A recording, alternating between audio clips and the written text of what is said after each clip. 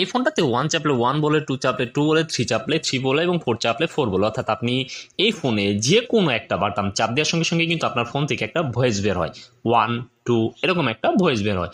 মূলত এই সমস্যা কি কারণে হয়ে থাকে এবং কি করলে আপনি এই আইটেল 5631 যে ফোনটা রয়েছে এই ফোনটার এই ভয়েসটাকে চেঞ্জ করতে পারবেন অথবা একদম অফ করতে পারবেন, সেটা স্টেপ বাই স্টেপ দেখিয়ে দেবো।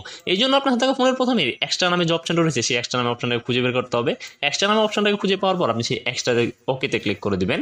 এক্সট্রাতে ওকেতে ক্লিক করার পর আপনার সামনে অনেকগুলো অপশন চলে আসবে। এখান থেকে ক্লিং টকার নামে একটা অপশন রয়েছে, আপনি সেই ক্লিং টকার নামে যে অপশনটা রয়েছে সেটাতে প্রবেশ করবেন। ক্লিং টকারে যাওয়ার পর এখান থেকে কন্ট্যাক্ট স্পিকার অন, এটাকে আপনাকে অফ করে দিতে হবে।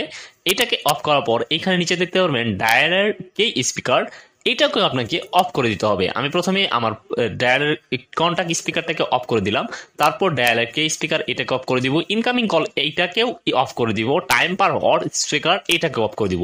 এই সকলগুলোকে অফ করার ফলে আমি আপনার ফোনের রিংটোনটাকে চেঞ্জ করতে পারবো এবং ফোন চাপলে যে কথা বলতো সেই সমস্যারও সমাধান হয়ে যাবে। So video